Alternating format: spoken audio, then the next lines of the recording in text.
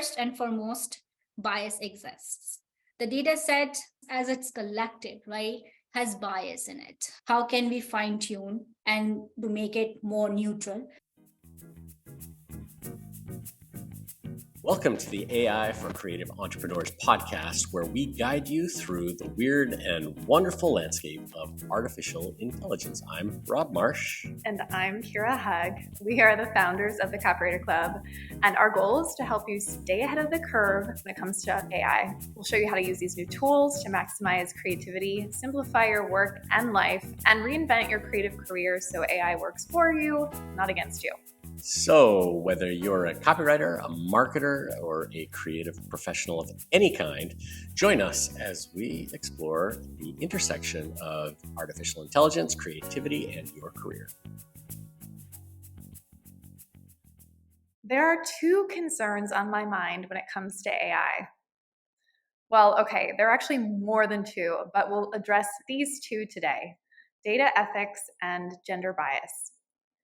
Today's guest, Nalini Garg, can help us tackle both issues in this conversation. Nalini is not only a strategy and analytics leader at Deloitte Consulting and a data engineer, but she's also a Women in AI ambassador, a yoga instructor, and an artist. In this conversation, we'll talk about how she uses ChatGPT and Descript in creative new ways, which includes experimenting with this tool in her yoga practice, in her new course, creating video content, and to create stories that help her sell her paintings online. And like I said, we also talk about gender bias, defining what it is and how we can neutralize it with additional data sets in larger organizations. So let's jump into the episode on the AI for Creative Entrepreneurs podcast, and let's give it a listen.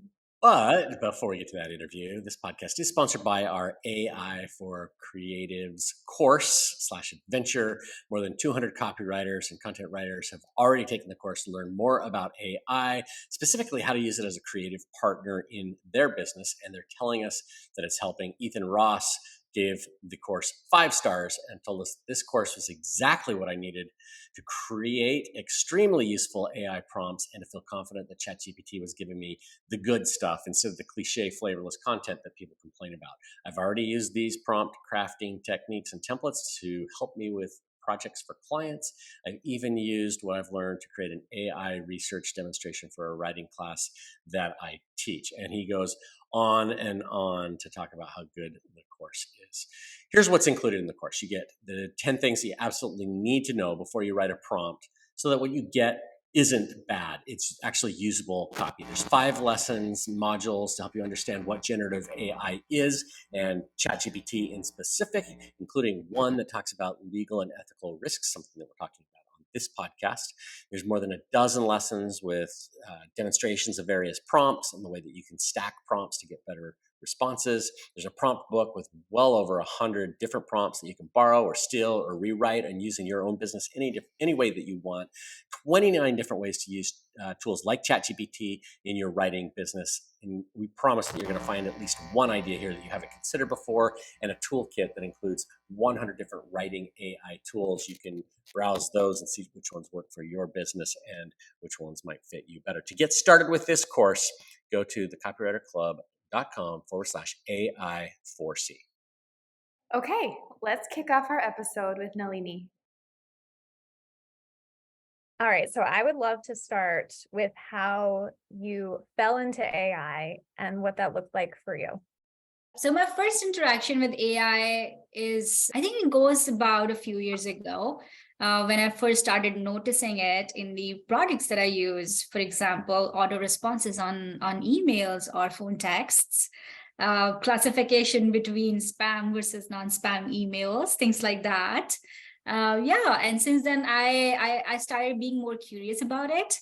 And as my full-time job, being one of the strategy and analytics leader at Deloitte Consulting, I consult with a lot of clients across data. And as I start talking more about data, I started realizing how AI is shaping our future in terms of data and technology, and just got more curious and started learning and got some certifications started implementing few ideas into our clients, and now we are where we are with this. All right, so let's talk about, just dive into data ethics, because this is something that a lot of creatives are concerned about, right? It's like, well, what happens with our data, and is this okay? How do we feel about it? So you're in the middle of it. They're just kind of where we are with data ethics today. Yeah, very good question, Kira. So the one way I get this question from most of my customers and clients is how would the generative AI being used currently in a way where we are not exposing ourselves to a vulnerable situation. We are not exposing our data, especially my experience being on the life sciences client side, right? It's a lot of privacy data that they deal with, and the concerns are about whether and should we use the generative AI, and if we do, what are the risks that we may expose our data into it. And my answer always has been yes, this is a really cool tool. The technology is phenomenal, but it comes with a downside as well. But as we go through, and we are all learning in this every day, like it's evolving every day. But currently, as it stands out, is there are base models. There is a base technology which is handed to us, and what we do or what we make out of it is something that we have to learn together, right? So for example, we launch a car, like let's say company launch a car, right? That the people who are using the car are not supposed to learn about how the car mechanics work, right? They have to learn driving it and take it forward and use it for their own use. So I consider Gen AI and every tool around it and LLMs around it as like a product.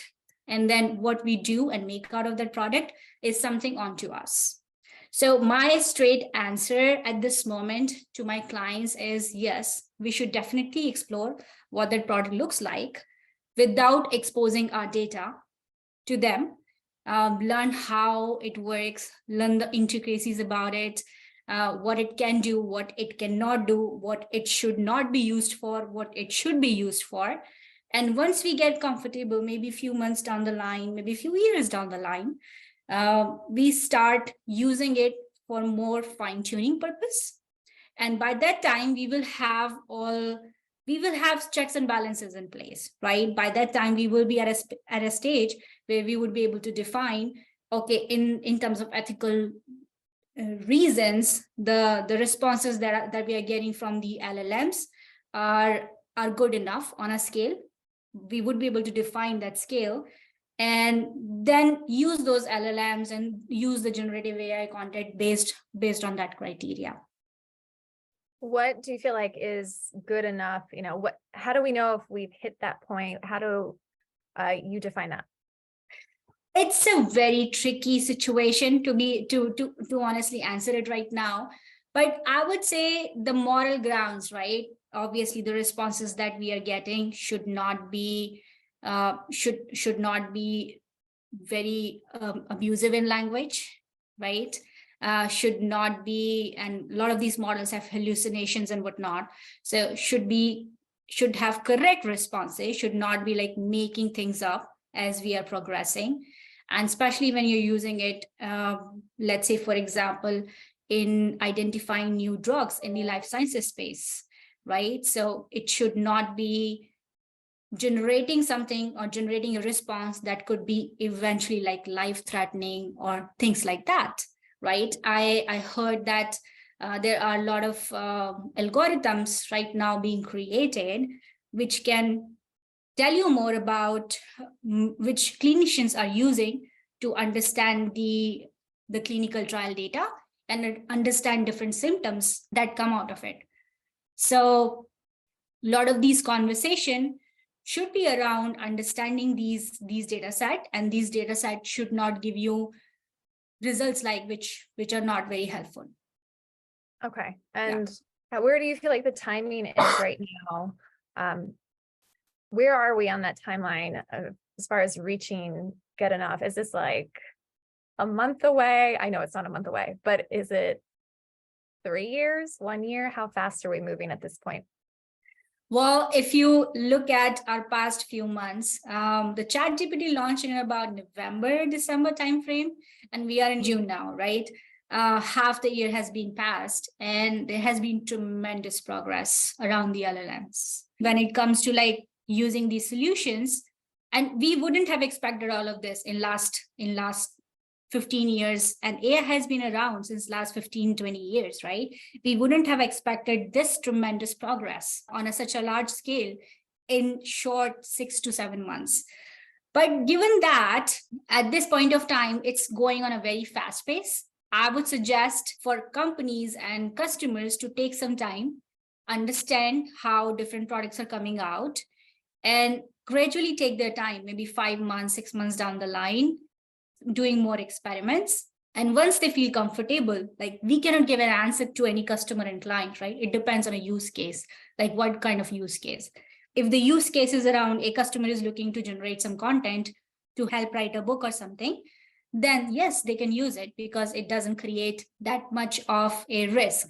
Versus if a customer is using it to do more drug discoveries or more impactful use cases, then they should be thinking about like experimenting it more, taking it a little bit slow, and then come up with these solutions. And that makes complete sense. If you're discovering new drugs, that's very different than me sitting down and using a tool like ChatGPT to come up with a book idea. Exactly. Yeah. I wonder if you can share any recommendations kind of across the board as far as like, it's okay to use ChatGPT for these things, but maybe not quite for this. And I'm just thinking of all the fun stories that are coming out in the media about, attorneys using tools in their legal arguments and then losing their jobs and their, for sure. practice. So it's like, it seems like it's common knowledge and common sense, but it's also not. It's so fuzzy. We don't know. Yeah. So I am a yoga teacher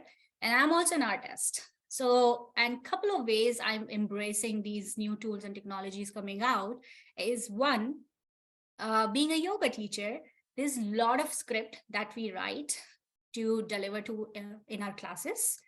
And it takes a lot of time to come up with the script because we want to have different scripts for different classes. We want to have different flavor in every time we get to a class, so that our classes are not monotonous. And usually it used to take me like 6 to 8 hours, honestly, in a week to come up with the script for my 5 different classes. That's a long time. Yeah, that's a long time. Because it's a 1 hour class and there are different things that you want to start your class with and end your class with. And using these tools like ChatGPT, Bard, I just give them a prompt, and then it gives me some general answers that yes, based on your intention of the class. For example, if my intention of the class is being grounded today, I can ask ChatGPT that give me some synonyms of my intention for the class is being grounded. Can you give me some synonyms, or can you give me some script to talk about my downward facing dog exercise using this intention? And what it does, it actually convert my instructions of going into a downward facing dog based on the intention. And I love it. That's amazing. Exactly. It saves so much time. So though I'm not able to use everything that ChatGPT gives me, I pick and choose, right? It actually helps me cutting down my research time a lot. And then I pick and choose and then deliver it into my class. The second way I use these tools, being an artist, is I put my website together. And when I upload the pictures, I need description, right? And sometimes I have thoughts in my mind where I want to go, but it's not fully formulated based on the picture and the story. So I give some prompts to it, like, okay, hey, I have this picture, I have this art, and I want to connect it to one of the stories that from my childhood where I got the inspiration from. Can you help me formulate it? And I put some prompts in there and it generates a story for me. And then I can personalize and customize that story to fit to my purpose of choosing or creating that art piece, right? So these are some of the ways that I'm using the AI tools that are coming out. I lately started experimenting with Descript. It's a podcast creation, video creation tool. Very amazing. I trained the tool with my voice, and what I'm experimenting with it, maybe eventually I may share it in the next episode and whatnot, is using that tool to automatically generate some voice content, and using my voice, which I've already trained it on, and use it to create my course that I want to put together. Yeah, so some of the experiments that are out there. And now talking about the second part where I don't use it. So for sure, when I'm doing some of the work, and I was mentioning earlier, I am a strategy and analytics manager at Deloitte. There's a lot of client confidential data that we deal with. So for sure, I restrict myself from using ChatGPT and Bard on my office machine. I use it on my personal machines. And second, I do not put any work-related information into the ChatGPT and Bard yet because of the unknowns, right? We don't know how these models are using the data that we are putting on them right now. And the companies have already said that, right? It's visible that they're using the publicly available data set, as well as the user data that people are inputting. So I restrict doing all of that. What I would recommend is if anybody is trying to play with it, rather than using the UI version of it, use the API versions, which will not let the Bard GPT use your data that you're training it on or that you're using for your own code development perspective. Okay, this is really helpful. I mean, it also makes sense. Don't use your client's confidential information in these tools. Not a great idea, but it's not the end of the world if you create yoga scripts. Yep. And ChatGPT pulls in that information and kind of feeds it into the machine. That's okay. I think those are some really great examples. I'm wondering if you have any moments of surprise as you've been playing, not even just playing, but experimenting with these tools, personally, professionally, as an artist. What has surprised you the most recently?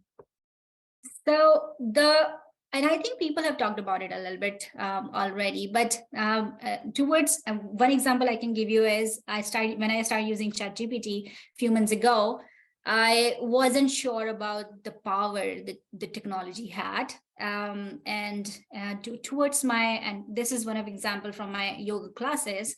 When towards the end of the yoga class, we actually asked students to go into Savasana, which is like a sleeping meditation for about 5 to 7 minutes. And while they do it, I actually started using ChatGPT to generate poems for me based on the intention that I set for the class. And it would come with such precise poem, which would connect with the audience, like literally 15, 20 lines of poem. And I would deliver it. I would speak it in the moment when students are in their meditation. And I did it once or twice. And after that, and on third day, I didn't do it. So the students after my class, they came back and asked, saying that, hey, you didn't deliver the poem today. And I was so surprised that first of all, knowing the power of the tool, that it creates something so phenomenal in the moment and you deliver it. I didn't realize it until that student came back to me and say, like, I missed it. That it is so connecting with the audience, and something on my hand available to me. I don't have to put in any effort. It's all this kind of power is really amazing. Yeah, I'm wondering how you talk about it in your practices as a yoga practitioner and as an artist.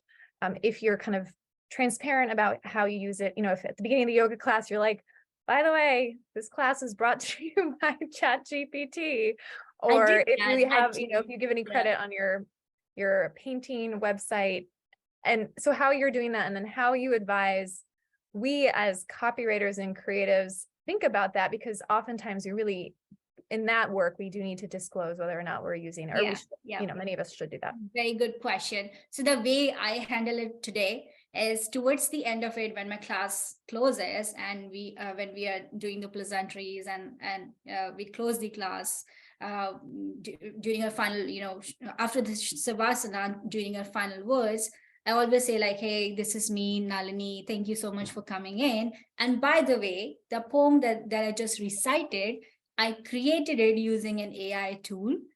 So if you like the poem, the credit goes to the tool, but the credit of delivering it goes to me, right? So generating the content is one thing, but then delivering the content is also another thing.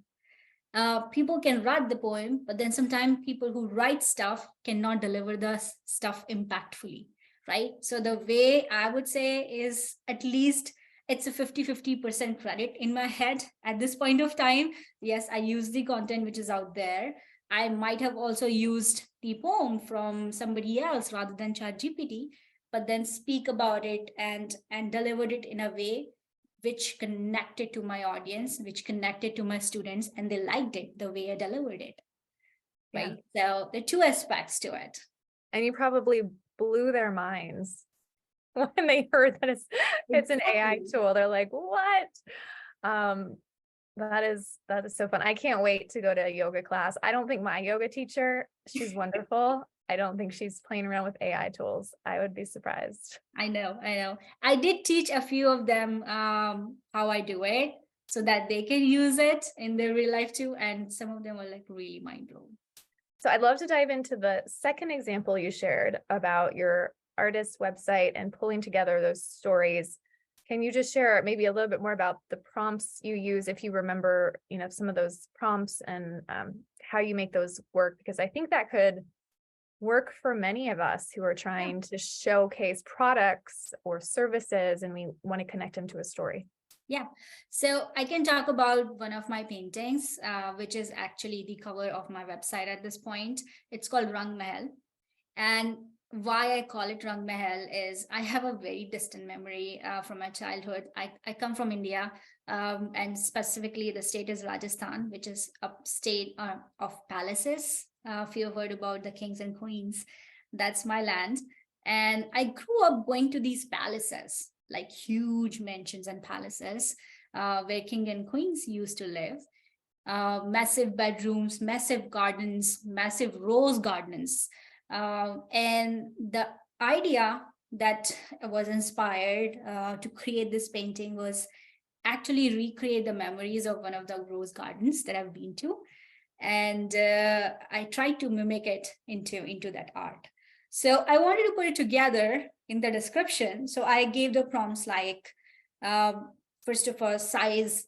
Some of the prompts were like, defining the size of the painting. So there's a specific description that goes on the website. You need to define the size, you need to define the colors, and you need to define the texture of the art and what style. So the prompts could be contemporary style painting dedicated to state of India, Rajasthan, based on king and queen's palace, something like that. And it will come up with a story. If you like the story, good. If you don't like the story, adjust your prompt accordingly so that whatever it generates towards the end fits what you had in your mind. Is it helping you sell the paintings? Do you feel like it's making a difference? It actually helps me at least reduce the time in putting the website together and content together. I'm also exploring other AI tools which can automatically just read my painting and then come up with the description of colors into it or different textures into it. I'm yet to see an AI tool who can actually just take the picture and come up with a story by itself. Like this is what I see in the painting, like people do, right? When I go to the art galleries and museum, you stand in front of an art and try to understand what thought process the artist might have been when they created that piece.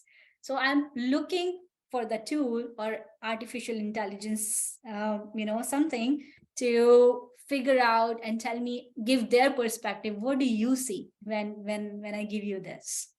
I'm yet to see that. So it'll be something fascinating. Coming soon. Yeah. And let's dive into your third example, using Descript to create your voice and then potentially a course. Can you talk more about how that breaks down and what that looks like? Yeah, so right now I'm experimenting with generating small videos and record of my voice, feeding it into the tool. The way it learns is it basically break down my voice word by word and learns how I speak a particular word. It might be different because I have a little bit of accent, which is fine, but it has to, for the tool to speak in my accent, they have to at least have like one or twice occurrence of a word so that they can speak it properly. So right now, and it happens sometimes that it doesn't know how when I put in a script and ask it to read it in my voice, it doesn't understand a word and then just says gibberish, something like that. So what happens is the more you feed the tool, the more it gets customized to your language and the way you speak, your pronunciation. And once the model is trained on your voice, you feed in the script whatever you want, like maybe a white page, maybe just upload a white paper, maybe just upload a book, maybe just upload something, or whatever you had in your mind which you want to create audio for. You can just put that script in, type that script in, and let your voice to speak it out for you. So you don't have to actually sit down in front of a Zoom meeting 30 minutes, 1 hour, and speak about it. You can just type in the script and let the voice do the thing, and the recording will be generated for you.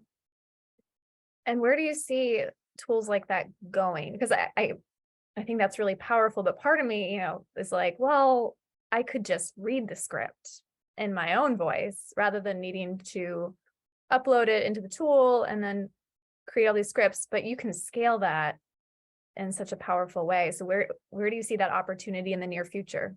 So for sure, you brought up a good point.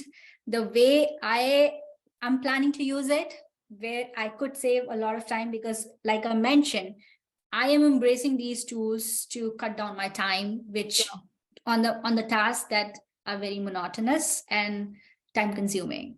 That has always been my effort. And with this, where I'm going with it is in few months, I'm planning to launch a course around LLMs, as well as cloud hyperscalers, how different hyperscalers work based on my understanding and learning. And the course is more than 15-20 hours worth of video content. So when I'm finding time, I have time to write it down, but I don't have time to put it together into a video yet, right? So what I can do is, if I have a trained model of my voice, and as and when I'm finding time to write it into a paper, I can just feed the script into the model and create my voice. If I do not have to be on video, and it doesn't have to be a video, right?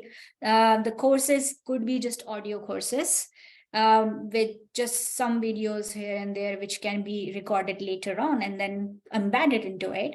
But most of the courses are just audio with some slides coming out from it, right? So once you have the audio, you can superimpose the audio onto the slides, and there you go, you have the content. So that's my plan. Let's see if it works the way I'm expecting it to. The first one might be difficult, but once I get through the exercise and hoops of it, I'm sure the second and the third will be easier. Yeah, and I mean, especially you could scale it with a team, right? If you start to have your team, your team members creating scripts for you, and then all of a sudden, you're using AI tools to create more scripts. Yeah, for sure. And you could put your voice over all of that. That could become really powerful. It's also a little scary because then it comes into like, well, who can take your voice and put it on something that I was about to think say. that. Yeah. So at this point, like in this moment right now, I consented to have my voice recorded because of experimental purposes. Through the tool, you consented. Yes. Okay. Yeah. But for sure, if people have restrictions and resistance around it, For sure, we have to look into it, right? And the companies have to honor it. That's something that we all have to go through. I am more of a open person to explore and embrace all the new technology coming in. So I'm experimenting with all of this and see how far we can go with that. So maybe I could access your voice through For sure. For sure. Great. Okay. I do want to shift and talk about gender bias, and just to define, like, what does that mean when we talk about that, and then an update on kind of where that is currently with these AI tools. Yeah, so I have read a lot of papers, and part of my, I think I probably have talked about a lot of my side jobs already. So let's do one more. I am a Women in AI leader for Women in AI Profit, nonprofit for USA. And part of that role comes with the opportunities to actually do events every month and invite our women leaders and talk about all of this new upcoming technologies, generative AI, biases and whatnot. And I get to hear their perspective as well. Right. So in some of the conversation, and we have one YouTube video that we launched a few months ago on that. And some of these perspectives are really good. I remember talking to a few leaders into that event.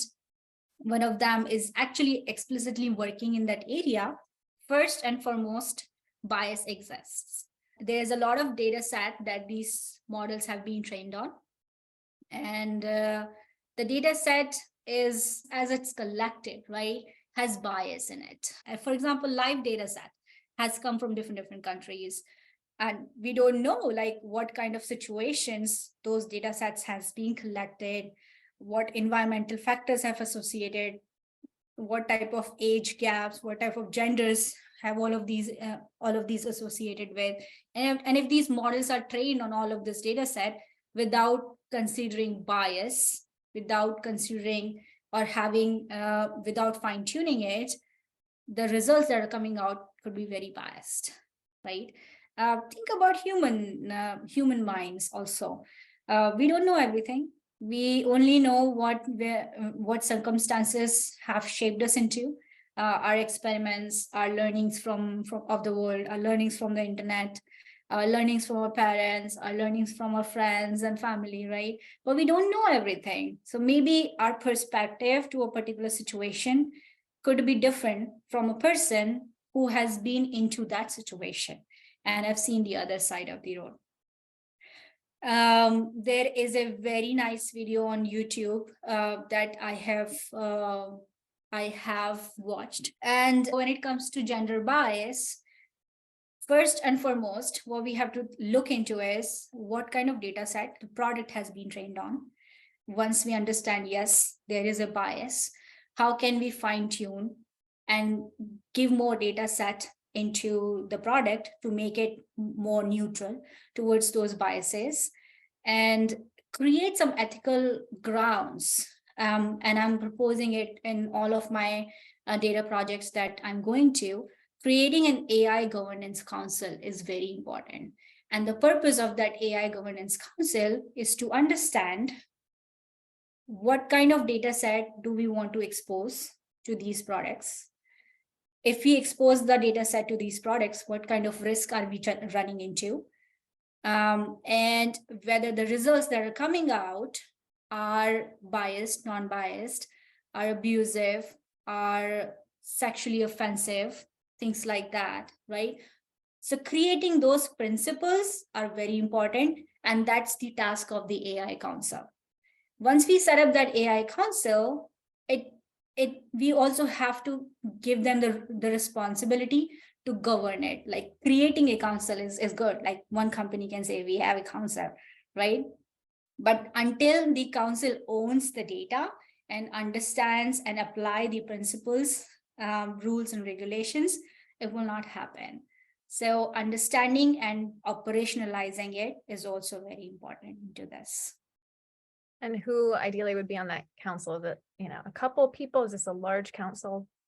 So it depends based on how big of a company customer we're talking about. If it's a multinational company, obviously having having a council with different perspective from different markets, regions, and business areas will make more sense. Versus if it's a small company within, let's say, United States or something, then maybe just 4 or 5 team member under different units could be able to help in that.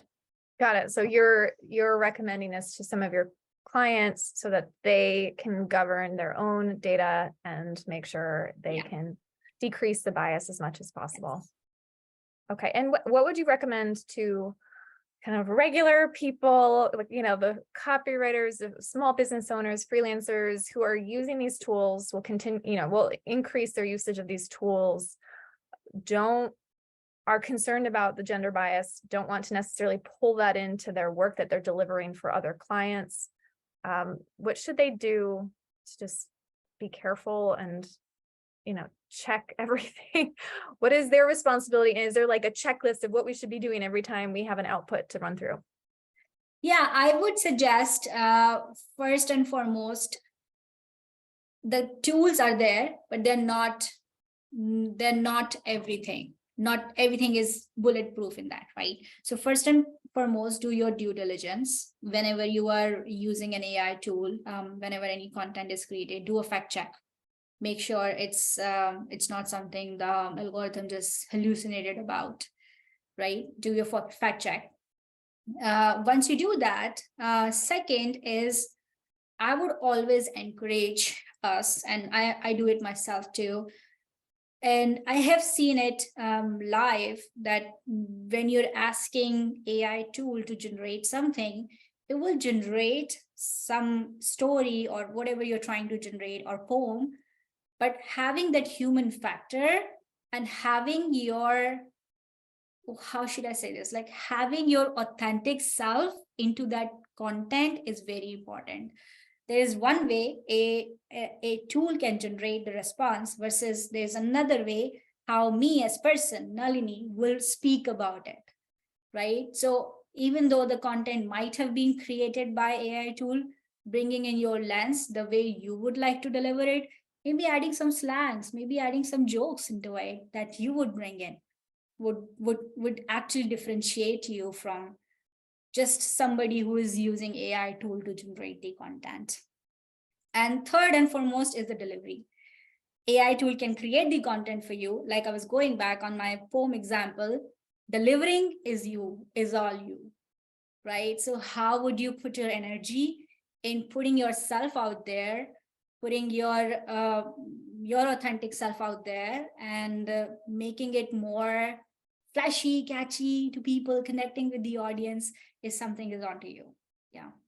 No, those are great tips. So as we wrap up, I want to know, just kind of real quick, what you're most excited about in the AI space and what you're concerned about. We'll go both ways, positive, negative. For sure. Something I already shared about the Descript. I'm very excited to see how I can take it further and launch my course. All the best to me. It may take a few months, but let's see. And something I am really concerned about is, once I use these tools, whether the content that I am creating using these tools would become like publicly available information, and I may not get paid enough on my courses because now it's a publicly available information. Oh, yeah. Right. So something we should be thinking about as we use these tools. Yeah, great points. So for anyone listening who wants to maybe get updates about that course, or just connect with you and ask questions, become buddies, where should they go? I have a couple of forums. I am on LinkedIn.